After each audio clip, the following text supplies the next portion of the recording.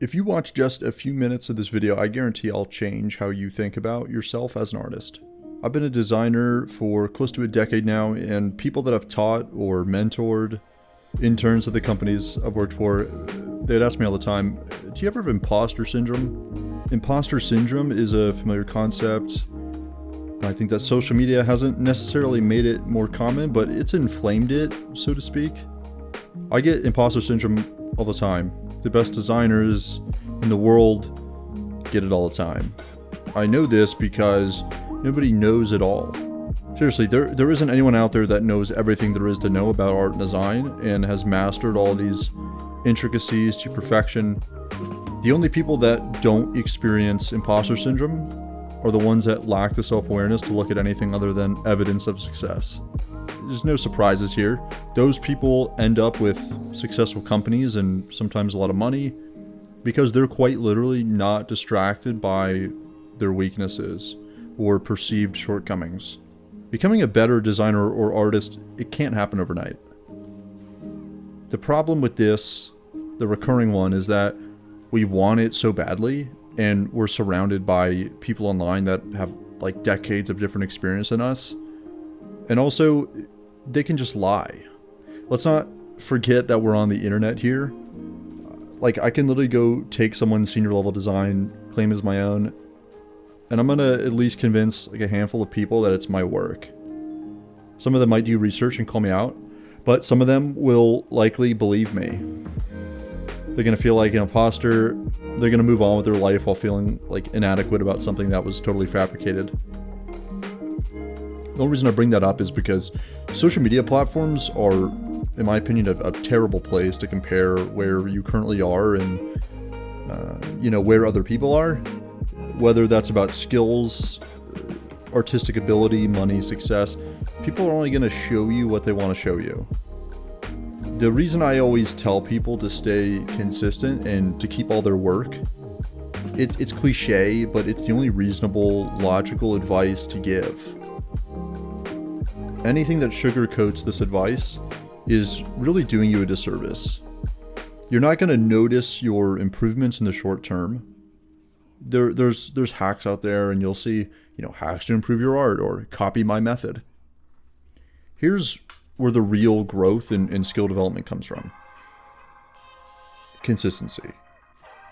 And what I mean by that is a slightly different perspective. So over the course of, say, a week, with consistent practice, you're likely going to get better at a few small things. Some of your brushstrokes might get smoother, your color choices might get more realistic, but you're still not going to feel convinced that you're a capable artist now. And the reason for that is because we have to fixate on our problem areas. That's literally how we get better and how we're able to improve, seeing what can be improved. So do you see the paradox here? What you will notice is the improvements over a longer period of time where you've stacked up so many improvements, small ones, that your new work is now indistinguishable from your old work. This is the exact same scenario that people run into when they're trying to lose weight or put on muscle. Trying to use daily progress on a weight loss journey as a success metric is extremely silly. I have been on my own, sort of gym arc, and I've put on maybe close to 20-30 pounds of muscle over the course of like 5 or 6 years, so I know a lot about this. Your water weight is going to vary day to day. You might only lose or gain a few pounds like per month, depending on the diet and workout regime you're following. Your arms aren't going to explode in size overnight, but if you stay consistent, you take pictures maybe each week. Not by week 2 or 3, but say week 52, week 100, you're going to have a near unrecognizable before and after, as long as you consistently did the things that lead to improvement, even though those improvements might be small. So I've collected this on my own artwork just so we can kind of see a real example of this. I'm not even really a painter per se, I'm more of a hobbyist. What I do full-time, is graphic design. But here's 2 3D renderings I did. This is back in 2018. And I was doing these with Adobe Dimension. at the time, I remember making these and I shared them on like one of my old Instagram accounts. You can see it's a month or two apart from posting these, and I remember thinking to myself, like, damn, I really haven't like improved at all. Like, and I went up taking like a 6-month break because I was so focused on, you know, really improving a craft over this short of a time.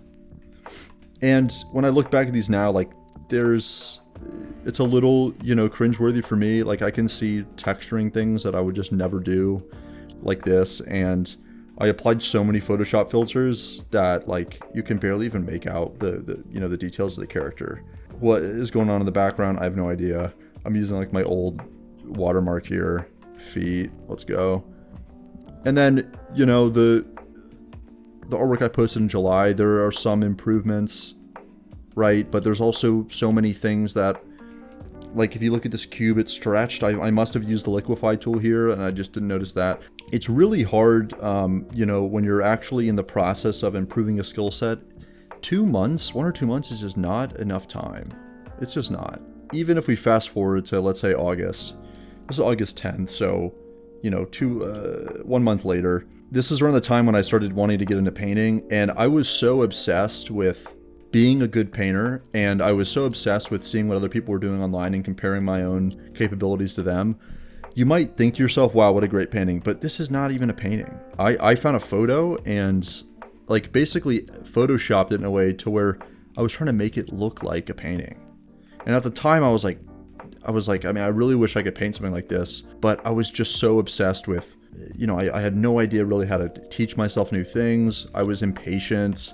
And again, it was that imposter syndrome where it was like, I wish I could share paintings with people, but I've never really painted before. So how can I maybe make it seem like I'm a painter, right? I'm going to do all these things and edit the photo and get this look. And it's just the complete wrong way to go about it, right? I think you know that, and you've probably experienced this, you know, in a different way, different shape or form, in some way you've experienced what I'm kind of explaining. Now here's a painting I did from last year, and it's like, holy smokes, like, this is a digital paint I did in Photoshop, and I mean, just the details in the eyes, it's like, oh my god, this guy is a professional, but this is 6 years apart. And when I zoom out, right, and I go back and I look at my old artworks and what I can do now, I am by no means a professional, and but you can see just the vast difference in like technical skill and understanding of colors and understanding of fidelity. And then with that being said, I mean, here's another painting I did in September, so a couple months later. Do I think this is a great painting that I did? Yeah, I'm happy with it. But again, if we look between, you know, March and September, there are a lot of things and techniques I use in these paintings that I really struggle with still, that I wasn't really able to improve between the two.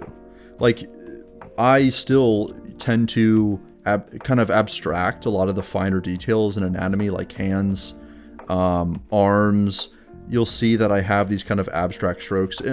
The only reason I'm doing this is because I'm not at the point yet where I can get all those details perfect. And so there's evidence, there's problem areas that I need to fix that's evident in both of these pieces. But then when I take these, you know, and I compare them to where I was like 5 or 6 years ago, of course it's a vast difference. And there wasn't anything that I did in particular that like really hacked me from here to here, right? There was no shortcut. There was no, once you learn this method, it's going to change the way you do art. The reason that cliches exist and they don't die out is because they actually work. And I just wanted to share a bit of my, you know, kind of perspective on the imposter syndrome and being impatient with improvement. And that's why I preach consistency to everybody that comes to me for advice. Consistency beats every other method out there. It beats imposter syndrome. It beats feeling like a failure. And it beats feeling like you're not gifted. Yeah, hopefully it helped. And if you'd like to see more videos like this, just, you know, leave a comment below. And yeah, talk to you guys later.